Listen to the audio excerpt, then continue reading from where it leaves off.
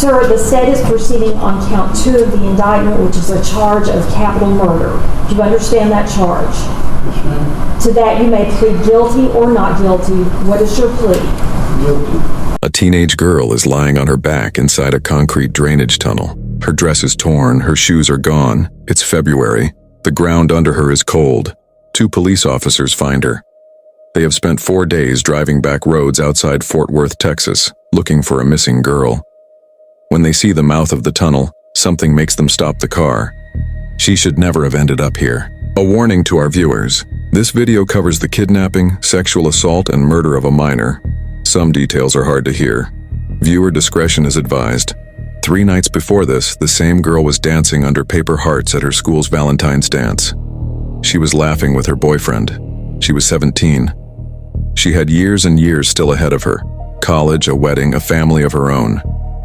Then a stranger opened a car door in a bowling alley parking lot. Everything after that belongs to him. For 46 years, Fort Worth knew exactly what happened to this girl. They just didn't know who did it. And for almost that whole time, the wrong young man carried the blame for it. He loved her. He tried to save her. And he paid for a crime he never committed. This is the story of Carla Walker. If you're new here, this channel exists for one reason: to tell true stories the right way with respect for the people who lived through them. If that matters to you too, hit subscribe before we keep going. It helps more people find cases like Carla's, and more families like hers get heard. Carla Jan Walker was 17. She was a junior at Western Hills High School in Fort Worth and a member of the cheer squad. Her youngest brother, James Walker, describes her simply: a good spirit, feisty, nobody's fool, with piercing eyes and a wide smile.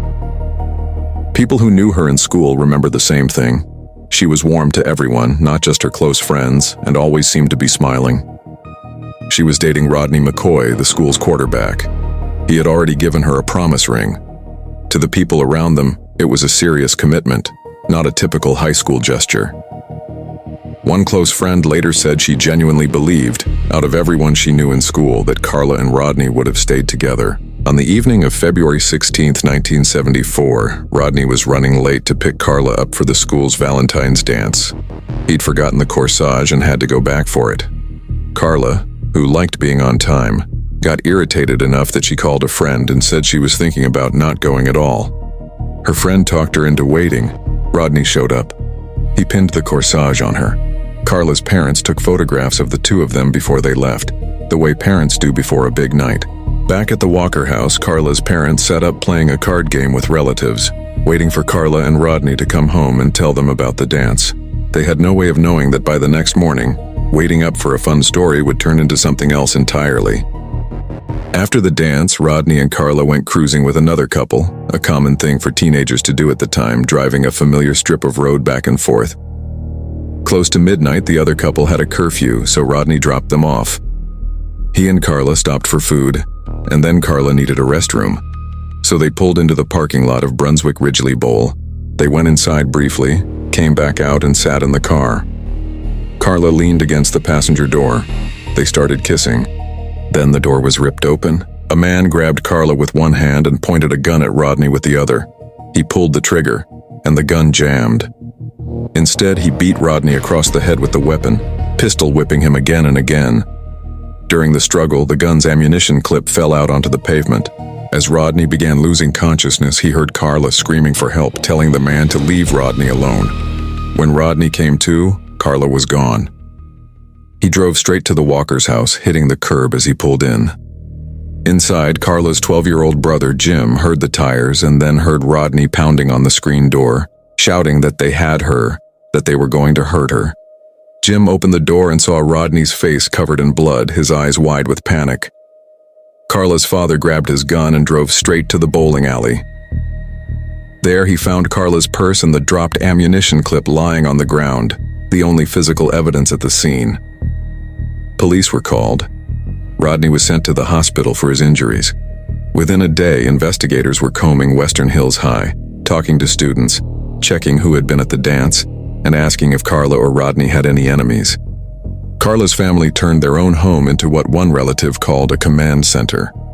Volunteers, high schoolers, neighbors, and strangers spread out across the county to search. On February 20th, 4 days after Carla disappeared, Officers checking culverts near Benbrook Lake found her.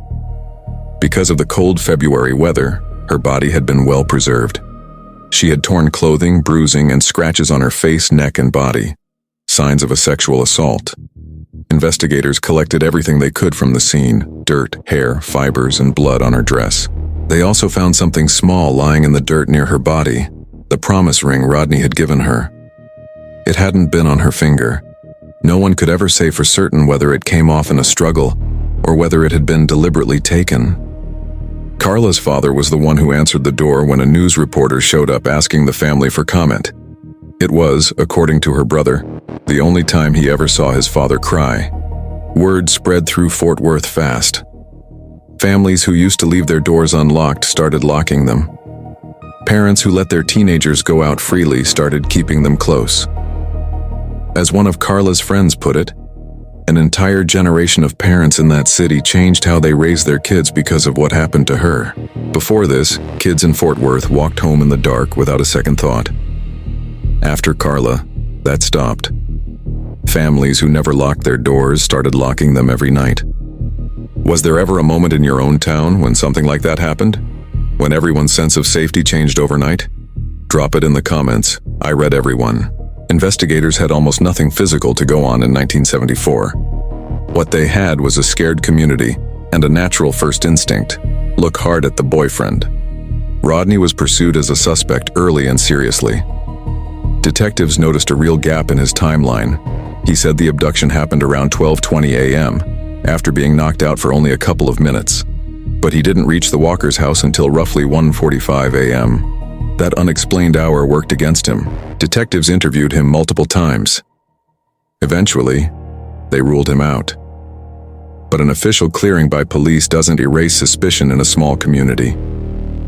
Rodney carried it anyway, from classmates, from neighbors, and from a town that needed somewhere to put its fear. He left for Alaska right after graduation and stayed away from Fort Worth for years. The one solid lead police had was the dropped ammunition clip. It came from a Ruger .22 pistol. Investigators pulled a list of every registered owner of that model in the area and worked through it systematically, asking each one to produce their weapon. Everyone could except one man. He told detectives his gun had been stolen out of his truck a few weeks before Carla's murder. Investigators later discovered he'd bought a replacement ammunition clip for that same gun a few weeks after her murder. That man was arrested on suspicion of murder in 1974. He was polygraphed. He passed. Without anything more solid to hold on to, he was released. His name was Glenn McCurley. He would not be spoken to again for 46 years. The case produced more false leads over the following years. In May of 1974, a man named Tommy Ray Nealand was arrested for a similar assault on the other side of Fort Worth. Rodney was brought in to hear a lineup of voices, and he identified Nealand as the man he'd heard that night. But Nealand had an alibi that held up, and he was never charged in Carla's case. In 1977, a man named Jimmy Dean Sasser confessed to Carla's murder while sitting in a Tennessee jail. He was extradited to Texas and charged. But as more details came out, his account didn't match the actual facts of the crime. Investigators came to believe his real motive was simply wanting a ride back to Texas. The charges were dropped. Every lead the department chased became a dead end. There was never enough to write an arrest warrant. The case went cold. Carla's little brother, Jim, was 12 when she was killed. By 1979, still with no answers, he was so consumed by anger that he sat inside the culvert where his sister's body had been found, at night, with a hammer, a flashlight, and a knife, hoping the killer might come back to the scene. He later applied to the police academy, hoping to eventually get access to Carla's case file himself. During training, doctors discovered a condition affecting his eyesight. He was forced to drop out. His vision continued to decline for the rest of his life. Around 2009 or 2010, the case got its first real forensic break in decades. Investigators sent Carla's dress to a lab and developed a partial DNA profile, not enough to identify anyone, but enough to rule several people out. After that, the case slowed again. Detectives moved on to other work. In 2017, Jim made a call that finally led somewhere. Detective Leah Wagner, newly assigned to the cold case unit, spoke with him at length. He told her plainly that his parents had died without answers, that some of his siblings had died without answers, and that the family still needed to know what happened to Carla. In 2019, Wagner was given a partner, Jeff Bennett, a detective in the homicide cold case unit. Together they inherited 4 large boxes of case material. Wagner made a decision early on. She would read every single page in that file, front to back, before doing anything else. From that process, she and Bennett built a list of 85 people worth a second look. They reached out to any man who had known Carla, trying to collect DNA samples for comparison wherever they could. For a while, they even looked hard at Rodney again.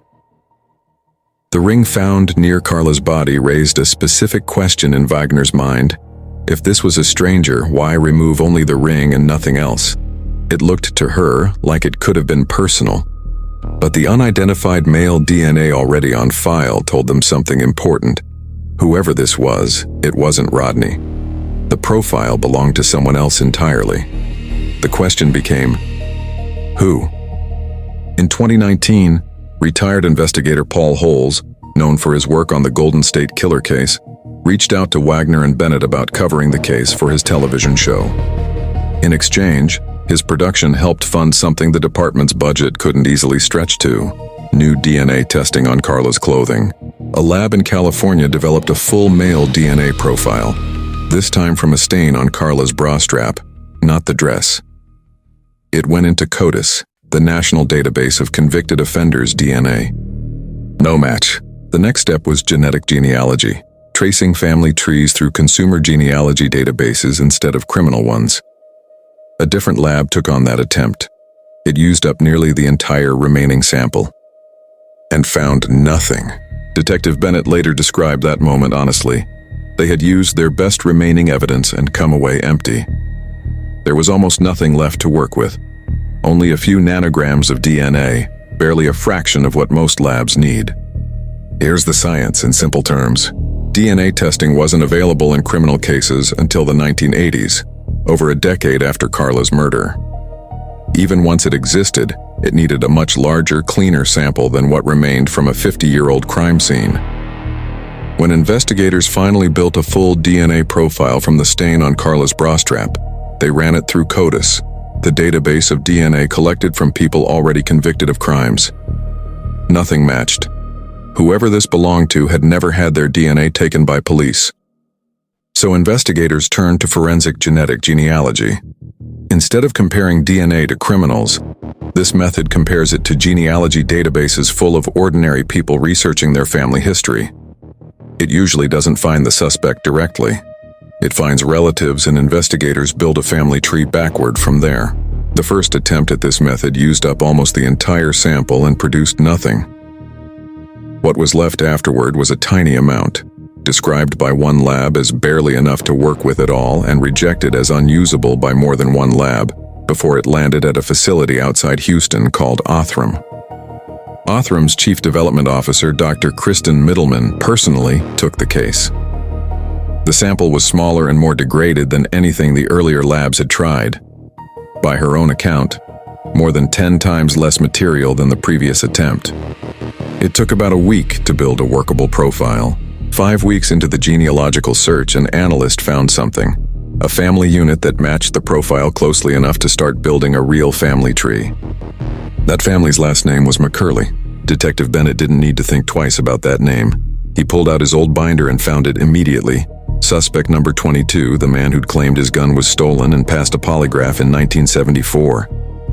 The genealogy at first pointed to a Glenn Samuel McCurley, but that man had died in 1972, 2 years before Carla's murder. The lab kept digging and found he'd had 3 sons, one of them a junior. 2 of the sons weren't in Texas in 1974. One was. He'd been living in Fort Worth the entire time. Before approaching him directly, officers ran a quiet welfare check at the McCurley home, using a minor code violation as a reason to knock. It confirmed only Glenn and his wife Judy lived there, and that they'd been at that address since 1978, just a couple of miles from the Walker family the entire time. That night, investigators pulled trash bags left out at the curb. Among the items was a McDonald's straw. Lab testing matched the DNA on it to the profile from Carla's bra strap. It wasn't enough to make an arrest yet, but it was enough to justify a direct conversation. Wagner and Bennett sat down with Glenn and Judy McCurley in their living room. When Wagner brought up February 1974, Judy answered before her husband could. She remembered the case, and she remembered exactly where the Walker family used to live. McCurley's own account of that night shifted as they spoke. At one point, he said he'd been in Midland with his father. His wife corrected him. She was the one in West Texas that week for her own father's surgery. When he mentioned giving DNA before, Judy corrected that too. DNA testing didn't exist back then. Detectives asked if he'd be willing to give a cheek swab to help eliminate himself as a suspect. He hesitated, then agreed. About a week later, the lab confirmed it. The DNA from his cheek matched the DNA from both the McDonald's straw and Carla's bra strap. Investigators obtained a warrant. On September 21, 2020, McCurley was arrested and brought in for questioning. For over an hour, he denied any involvement. Eventually, he offered a story that he'd approached the car because he saw a man arguing with a girl and that he was trying to help her. Detectives pressed him. Nearly 90 minutes into the interview, he finally admitted what happened. Asked how he had killed her, he answered simply that he had choked her. He continued to insist, for a long time, that he never had the gun. Detectives believed otherwise and kept pressing. Eventually, he admitted where it was, hidden behind paneling in a ceiling space, wrapped in a towel, in a house the family hadn't even lived in back in 1974. He had carried that weapon with him through multiple moves for 46 years. There was one more detail that stopped both detectives cold. When asked where he'd left Carla's body, McCurley described leaving her near a building or in some bushes, nothing close to the culvert where she was actually found. It was the kind of mistake that suggested something disturbing, that he might be confusing her case with someone else's. McCurley's trial began in August 2021, the first time forensic genetic genealogy had ever been used as evidence in a Texas courtroom. Prosecutor Kim Davignon had to prove not just that the science worked, but that it was reliable enough to stand up under legal scrutiny for every future case that would rely on it in the state. The defense filed motion after motion to suppress the DNA evidence, arguing the method was too new to trust. On the third day of trial, the judge ruled the DNA admissible. That same day, McCurley's attorney told prosecutors his client wanted to change his plea. He pleaded guilty. The judge sentenced him to life in prison. Sir, the state is proceeding on count 2 of the indictment, which is a charge of capital murder.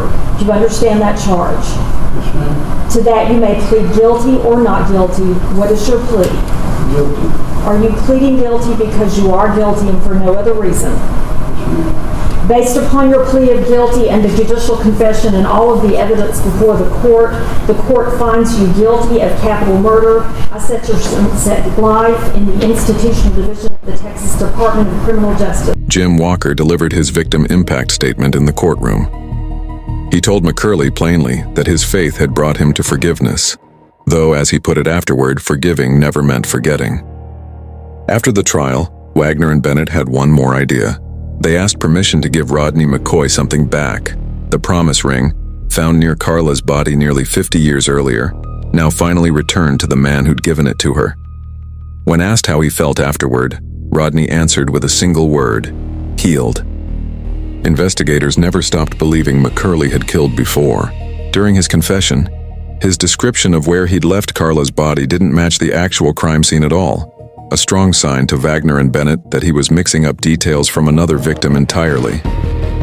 He drove long-haul trucking routes between Fort Worth and California for years, and detectives suspected there could be victims anywhere along that route. They also considered him connected to the unsolved 1973 murder of Becky Martin, a young woman found in a nearly identical culvert not far from where Carla was found. McCurley denied all of it. Investigators were preparing to interview him again about other cases when, 2 weeks before that interview was scheduled, he died in prison. In one detail the family still finds hard to sit with.